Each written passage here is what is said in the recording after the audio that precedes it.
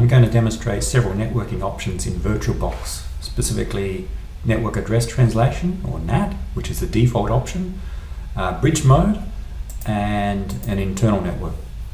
And I've got Ubuntu Linux servers already installed, and I'm going to use them. They're essentially equivalent, except they've been configured with the different networking options. We'll go through NAT first.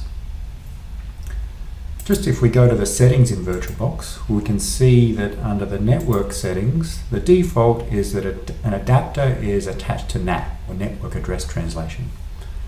And this allows the guest computer to have internet access from a client's perspective. It can access the real external internet, but generally real devices on the internet cannot access this internal guest device. So this is normal for setting up a virtual machine for browsing for a client usage.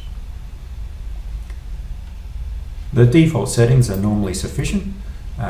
We will see later that we can enable port forwarding so that external hosts can access specific services on the guest. So let's just see that operating. If we start that node, note that I've already saved it in a start position, so when we boot it up, we'll just log into this Linux node, and I'll bring it across, and I'll just log in and get the right username and the password, and I'll just look at my IP address using ifconfig. And note in the second line there of the output, the internet address, the IP address, is 10.0.2.15. So this is the IP address that's been allocated to my guest. And how NAT actually works is that VirtualBox runs a dhcp server allocating IP addresses to the guests. Just to see the difference, so my host computer, my actual computer, I can either open the command prompt in Windows and run ipconfig and see my real IP address, the public internet address of my physical computer is 138.77.176.56, whereas the guest Linux machine, when we use NAT, gets an internal address. And it's set up such that the real computer cannot, or external computers on the internet cannot access this internal guest.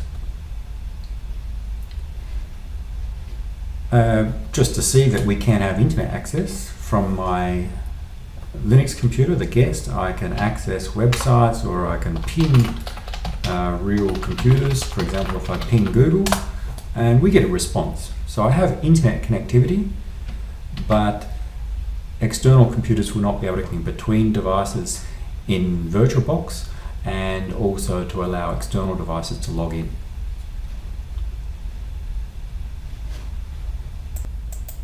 And if I try to ping, if I bring up my command prompt and ping, my Windows computer has in the background here, I've got a picture that shows the connectivity. Noting that the guest I list here is Kali Linux, but it's just a Linux guest in this case. My host computer is Windows 10, and I'm using NAT. So from the real internet's perspective, what happens is my host computer is allocated an IP address. In my picture, it's 1.2.3.4. In my real computer, it was the 138.77.176.56 address. So that's the real address allocated to my computer. What VirtualBox does is it acts as a router and a dhcp server, and also does network address translation. So when you start your guest, VirtualBox router acts as a dhcp server and allocates an IP address within some range defined by VirtualBox. In this case, 10.0.2.15 for my guest. Whenever that guest tries to communicate out to the internet, for example, when I ping Google, it uses the source address of 10.0.2.15, but when it gets to the VirtualBox router, it implements NAT, which changes the address, translates it to the public 1.2.3.4 in this example. And when the response comes back, NAT does its job and forwards it back to the guest. Without port forwarding set up, no one on the internet can access my internal guest. We can enable port forwarding so specific services on the guest can be accessed from outside. The next mode of networking I'm going to show is bridged mode. So I have my second machine here. I'll start that up. Actually, before I start it, let's look at the settings. The network settings in VirtualBox, the adapter is set to be a bridged adapter. And we actually choose the real adapter on the host computer. In this case, my gigabit Ethernet adapter. If you're using Wi-Fi, then you may choose your Wi-Fi adapter. And what VirtualBox will do will bridge that adapter with the network interface in the guest machine. And again, the default settings are normally sufficient. So I'll start my guest and we'll have a look and see what happens with regards to the IP addresses. Remembering my host is with this 138.77.176.56 address, which is an IP address allocated by my real network dhcp server inside the university. So if I log in to this Linux machine, if we run ifconfig, we can see I have an interface, this ENP0S3 interface, and the second line shows the IP address, this 138.77.176.66 address. Noting my host .56, my guest .66. What's happened here is that with bridging mode, VirtualBox essentially brings the guest network adapter onto the real network, and as a result, the real DHCP server in my LAN has allocated an IP address to this guest within the same network address as the host address, this 138.77.176 network address. Just to check, again with this mode, we essentially have full connectivity as the host does. So I can ping, I have access to outside internet websites, and other devices on the network will be able to ping and contact my guest device. So for example, I'm on my Windows host and I'm going to ping the address of the Linux guest, 77.176, and the guest is .66, and it's talking, it's getting a reply. So we have connectivity from the host to the guest, because it's as if the guest is on the same network as the host. What's happening here with bridging, if I bring up a picture of this, we have our Ubuntu Linux guest, we have our Windows 10 host. The DHCP server for my real network has allocated my Windows 10 host, the IP address in this demo or in this example picture, 1.2.3.4. And what bridging does is it essentially joins that so that when the Ubuntu Linux guest sends out a DHCP request, it is forwarded on to the real LAN, and the real DHCP server sends back a response and allocates an IP address, say 1.2.3.5, or the .66 address in my example. So it's as if we now have two computers on the real LAN, my Windows 10 host and my Ubuntu Linux guest. And with that, if we have multiple guests in VirtualBox, they'll be able to communicate with each other because they'll be all within the LAN, and say the next one would be 1.2.3.6. It would be able to talk to the other guests as well as the host and other devices inside that LAN, other real devices. So this is much easier to allow networking amongst devices both inside VirtualBox and inside the same LAN. In theory, hosts out on the internet, when we're using bridged mode, can also contact the guest. However, in practice, it will depend upon your real network. If you're in your home network, your home router may block that. You would need to set up that router to allow external internet hosts to access the internet. So let's look at the third mode, which is similar to bridging, where we can set up a network and have the different VirtualBox machines communicate with each other, but a little bit more secure in that we don't use the host IP range, we have an internal network. So I've got another node here, and what I'll do is also use the NAT node and set that to talk to the Ubuntu Linux internal host. So let's look at the settings for this third Linux guest. We go to the network settings, and I've set up the adapter to use an internal network.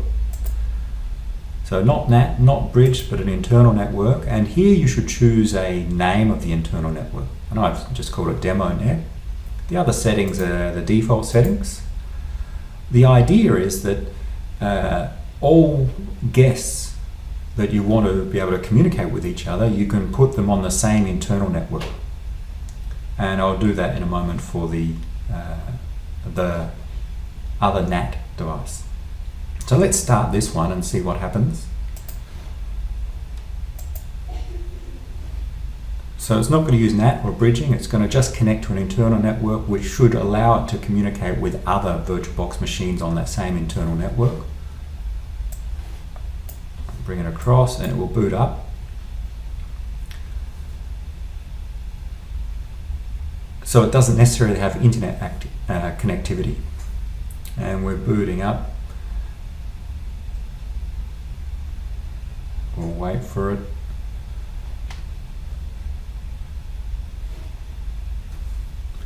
And we start to give this something being slightly slow here. Start job is running for RAISE network interfaces, and it says it's going to wait up to 5 minutes, 5 seconds. It's trying to set up, automatically set up the network interface. And because we're using internal networking, it's not going to be able to, so basically it's trying to get a dhcp address from a server. That's not going to work because we're using internal networking. So this is going to run for 5 minutes and then give up. So I'll just pause now and then we'll explain a way to overcome this problem for the next time. While that node is waiting that 5 minutes, let's look at our other node. We'll look at the settings. This is the NAT Linux node. Adapter 1, we're going to use NAT. I'll leave that. I'll use a second adapter, so a second network interface. I'll enable that and attach it to an internal network and make sure the name matches the one we gave for the other node. The idea is that VirtualBox will set it up so that this network interface is connected to a virtual switch, which is then connected to the network interface for our internal node. They'll be on the same LAN. So we can start that node.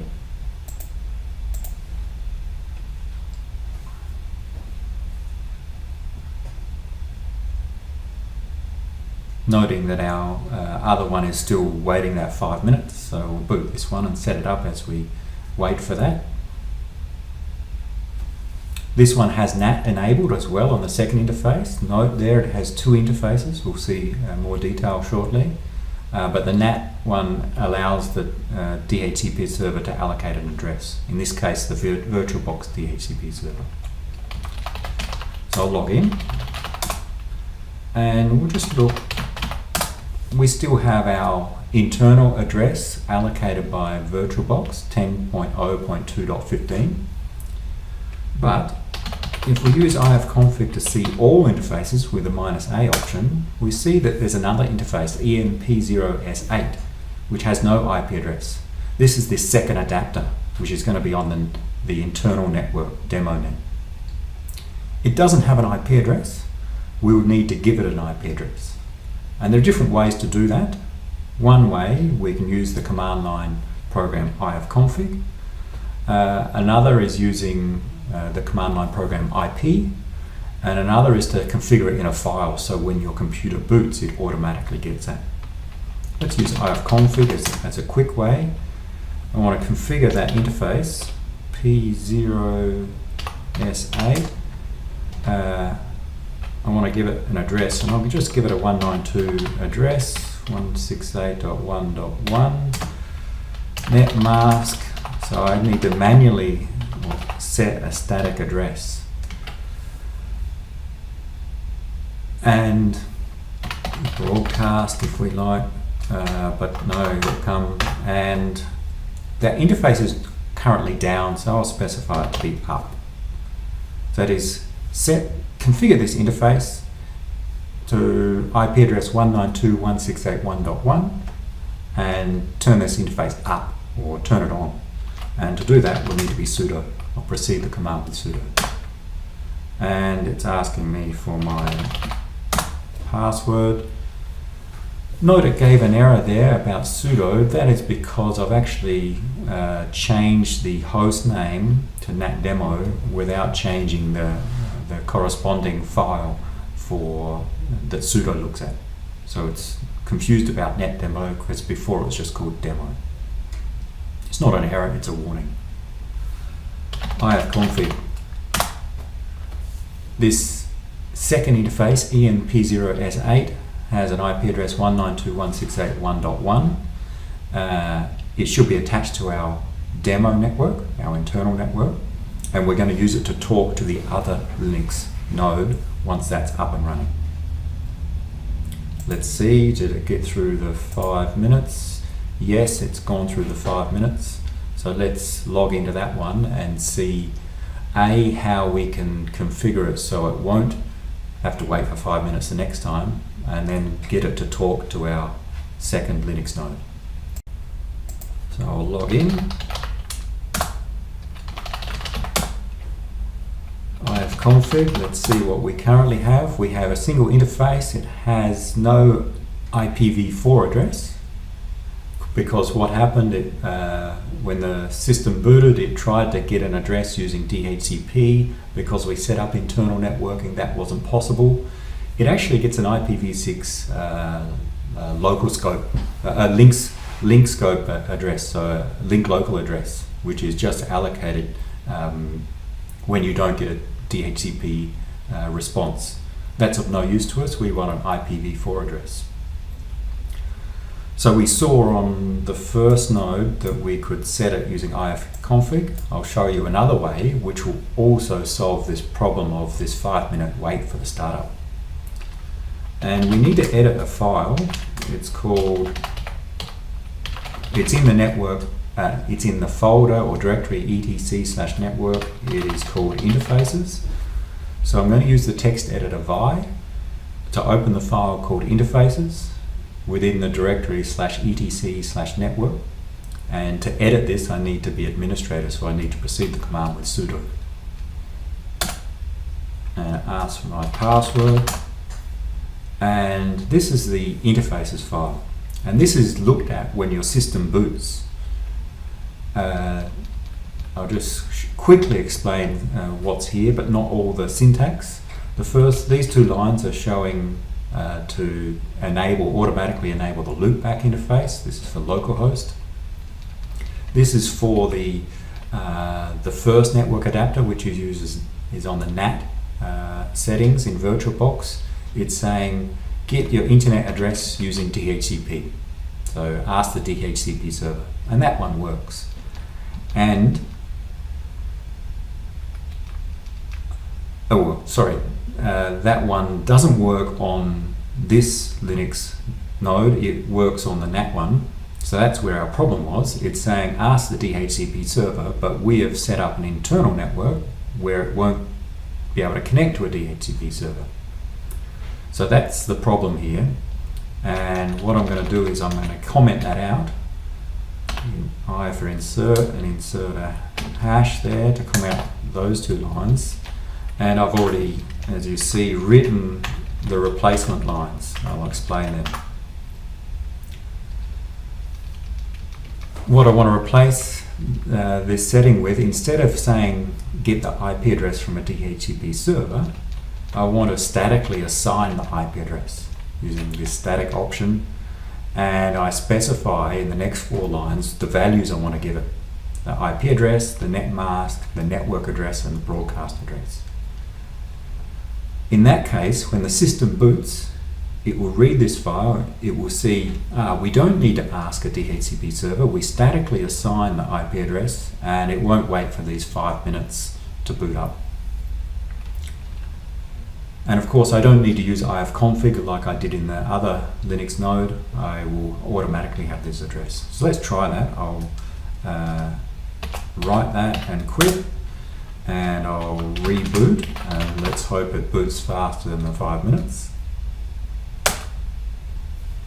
Shuts down and then starts up again. Remembering the Linux node on the left has the IP address on the internal network of 192.168.1.1, and let's log in. See, we didn't have to wait our 5 minutes there, so we've avoided that problem by statically assigning address. And run ifconfig. We have the address 192.168.1.11 in this case, and they both should be configured to be on the same virtual network or the same internal network, which is our demo net. So let's see if they can talk to each other. So here we'll ping 192.168.1.1, and sure enough we get a response. So we can communicate between the 2 VirtualBox guests, and of course it should work. Okay, so with internal networking, we can use that to set up so the guests can communicate with each other, but they don't necessarily have internet access. Now our left-hand node, the NAT demo, does have internet access because it has 2 adapters. It has the NAT adapter and the internal network adapter. So we can still ping, say, Google. So we do have internet access as a client from the NAT demo Linux node, but from the internal only demo, if we try to ping Google, we get no response, because this one only has a single adapter and all it knows about is the internal network. And we can see a little bit more detail if we look at the routing table, using a route on both nodes. On our internal only node on the right hand side, internal demo, it has a route, or it knows about the network 192.168.1.0. It knows about its local LAN only, and it can therefore only communicate with other machines on that same local LAN. The NAT demo node also knows about 192.168.1.0, so it can talk to the internal only node, but it also has a route or a default gateway to 10.0.2.2, which is the VirtualBox NAT router, which then forwards out to the real internet. So with the NAT demo, we can communicate with the internet. With the internal only demo, we can't at this stage. But we could configure the routing table inside the internal only node so that it is aware, or it can go via, say, the gateway in the NAT demo, or we could enable the second adapter and allow it to have a NAT. So we've gone through 3 options of using NAT only on a Linux node to allow essentially client-only access to the internet. Bridge networking, where we have the guest having essentially client access to the internet plus communication with other nodes inside the VirtualBox and inside the real network. So we can potentially have other nodes accessing servers on the guest. And then we saw internal networking, where we can have the VirtualBox guests communicate with each other. They can have internet access if we also enable the NAT on the adapter. We may need to do slightly more settings if we want to allow them to communicate with each other and with nodes outside the VirtualBox. Which one to use? If you just want a single node and you want to run it as a client, then probably NAT is sufficient. If you want a more complex VirtualBox network or a virtual network of nodes, then you may use bridge mode. It's probably the easiest to set up. If you want to be a little bit more controlled or secure, where you don't want the internal nodes to have the same network address or same IP address as on your real network, you may use internal node, but it does require some additional routes to be set up.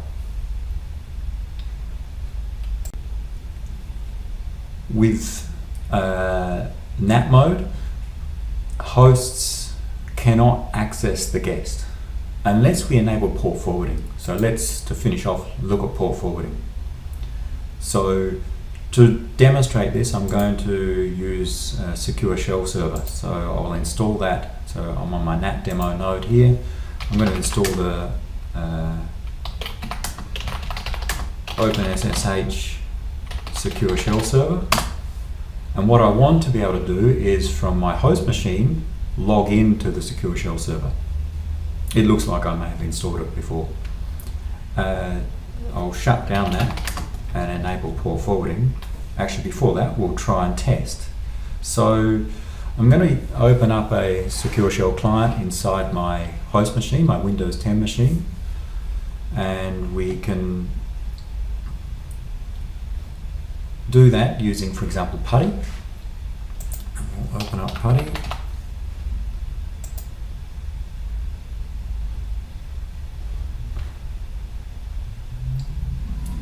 And our IP address, the problem being, if we try to connect to 10.0.2.15, which was the IP address of our guest, then from our previous settings it doesn't work. We'll try.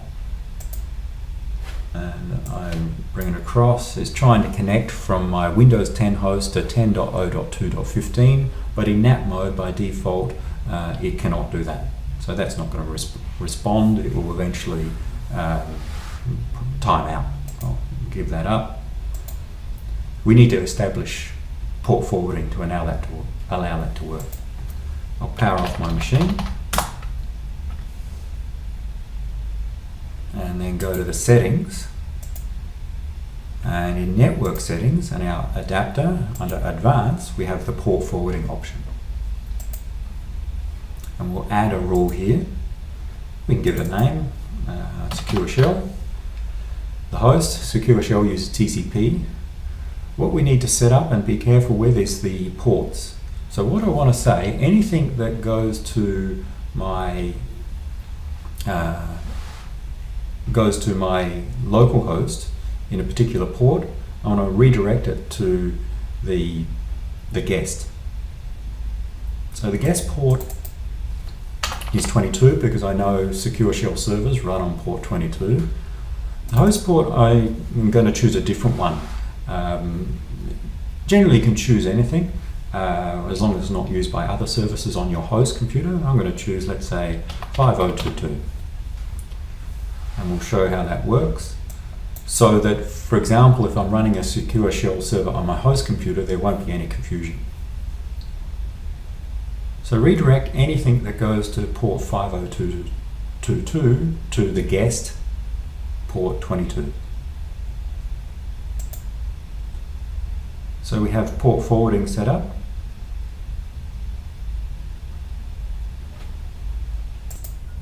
Actually, before I forget, in port forwarding, we should also complete set the host IP.